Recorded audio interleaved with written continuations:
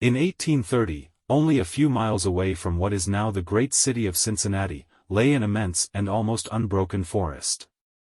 The whole region was sparsely settled by people of the frontier, restless souls who no sooner had hewn fairly habitable homes out of the wilderness and attained to that degree of prosperity which today we should call indigence than impelled by some mysterious impulse of their nature they abandoned all and pushed farther westward, to encounter new perils and privations in the effort to regain the meager comforts which they had voluntarily renounced. Many of them had already forsaken that region for the remoter settlements, but among those remaining was one who had been of those first arriving.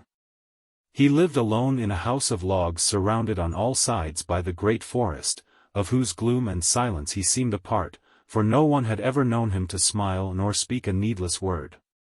His simple wants were supplied by the sale or barter of skins of wild animals in the river town, for not a thing did he grow upon the land which, if needful, he might have claimed by right of undisturbed possession. There were evidences of improvement. A few acres of ground immediately about the house had once been cleared of its trees, the decayed stumps of which were half concealed by the new growth that had been suffered to repair the ravage wrought by the axe. Apparently the man's zeal for agriculture had burned with a failing flame, expiring in penitential ashes. The little log house, with its chimney of sticks, its roof of warping clapboards weighted with traversing poles and its chinking of clay, had a single door and, directly opposite, a window. The latter, however, was boarded up. Nobody could remember a time when it was not. And none knew why it was so closed, certainly not because of the occupant's dislike of light and air, for on those rare occasions when a hunter had passed that lonely spot the recluse had commonly been seen sunning himself on his doorstep if heaven had provided sunshine for his need. I fancy there are few persons living today who ever knew the secret of that window, but I am one, as you shall see. The man's name was said to be Moloch. He was apparently 70 years old, actually about 50. Something besides years had had a hand in his aging. His hair and long, full beard were white, his grey, lustreless eyes sunken, his face singularly seamed with wrinkles which appeared to belong to two intersecting systems. In figure he was tall and spare, with a stoop of the shoulders, a burden-bearer. I never saw him. These particulars I learned from my grandfather, from whom also I got the man's story when I was a lad. He had known him when living nearby in that early day. One day Moloch was found in his cabin, dead. It was not a time and place for coroners and newspapers, and I suppose it was agreed that he had died from natural causes, or I should have been told, and should remember.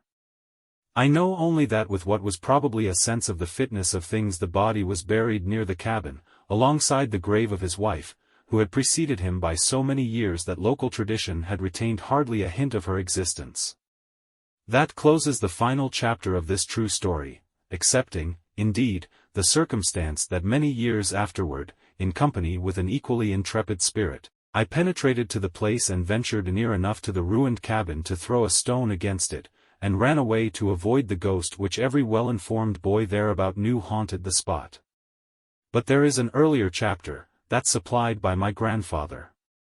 When Moloch built his cabin and began laying sturdily about with his axe to hew out a farm, the rifle, meanwhile, his means of support, he was young, strong and full of hope. In that eastern country whence he came he had married, as was the fashion, a young woman in all ways worthy of his honest devotion, who shared the dangers and privations of his lot with a willing spirit and light heart.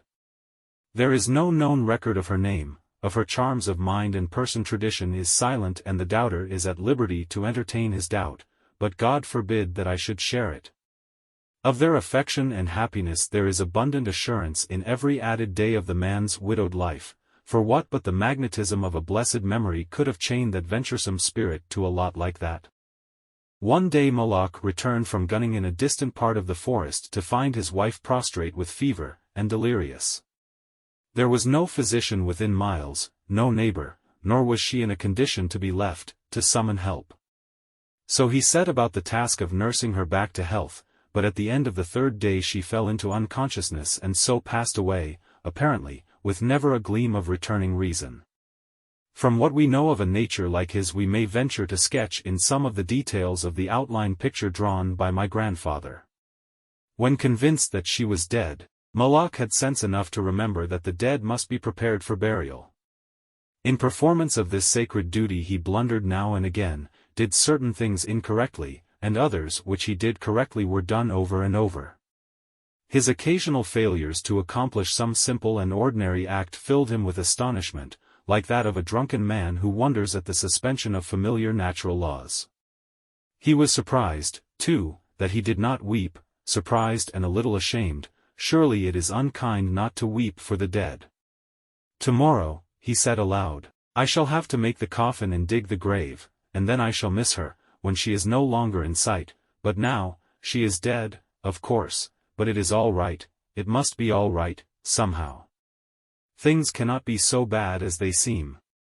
He stood over the body in the fading light, adjusting the hair and putting the finishing touches to the simple toilet, doing all mechanically, with soulless care. And still through his consciousness ran an undersense of conviction that all was right, that he should have her again as before, and everything explained. He had had no experience in grief, his capacity had not been enlarged by use. His heart could not contain it all, nor his imagination rightly conceive it. He did not know he was so hard-struck, that knowledge would come later, and never go. Grief is an artist of powers as various as the instruments upon which he plays his dirges for the dead, evoking from some the sharpest, shrillest notes, from others the low, grave chords that throb recurrent like the slow beating of a distant drum. Some natures it startles, some it stupefies. To one it comes like the stroke of an arrow, stinging all the sensibilities to a keener life, to another as the blow of a bludgeon, which in crushing benumbs. We may conceive Moloch to have been that way affected, for, and here we are upon surer ground than that of conjecture, no sooner had he finished his pious work than, sinking into a chair by the side of the table upon which the body lay, and noting how white the profile showed in the deepening gloom, he laid his arms upon the table's edge, and dropped his face into them, tearless yet and unutterably weary. At that moment came in through the open window a long, wailing sound like the cry of a lost child in the far deeps of the darkening wood. But the man did not move. Again, and nearer than before, sounded that unearthly cry upon his failing sense. Perhaps it was a wild beast, perhaps it was a dream. For Moloch was asleep. Some hours later, as it afterward appeared, this unfaithful watcher awoke and lifting his head from his arms intently listened, he knew not why. There in the black darkness by the side of the dead, recalling all without a shock, he strained his eyes to see, he knew not what. His senses were all alert, his breath was suspended, his blood had stilled its tides as if to assist the silence. Who, what had waked him, and where was it? Suddenly the table shook beneath his arms, and at the same moment he heard, or fancied that he heard, a light, soft step, another, sounds as of bare feet upon the floor. He was terrified beyond the power to cry out or move. Perforce he waited there in the darkness through seeming centuries of such dread as one may know, yet live to tell. He tried vainly to speak the dead woman's name, vainly to stretch forth his hand across the table to learn if she were there. His throat was powerless, his arms and hands were like lead. Then occurred something most frightful.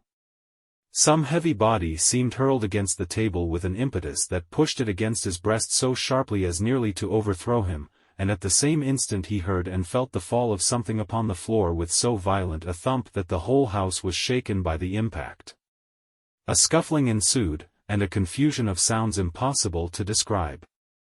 Moloch had risen to his feet. Fear had by excess forfeited control of his faculties. He flung his hands upon the table. Nothing was there. There is a point at which terror may turn to madness, and madness incites to action. With no definite intent, from no motive but the wayward impulse of a madman, Moloch sprang to the wall, with a little groping seized his loaded rifle, and without aim discharged it. By the flash which lit up the room with a vivid illumination, he saw an enormous panther dragging the dead woman toward the window, its teeth fixed in her throat. Then there were darkness blacker than before, and silence, and when he returned to consciousness the sun was high and the wood vocal with songs of birds. The body lay near the window, where the beast had left it when frightened away by the flash and report of the rifle. The clothing was deranged, the long hair in disorder, the limbs lay anyhow. From the throat, dreadfully lacerated, had issued a pool of blood not yet entirely coagulated. The ribbon with which he had bound the wrists was broken, the hands were tightly clenched. Between the teeth was a fragment of the animal's ear.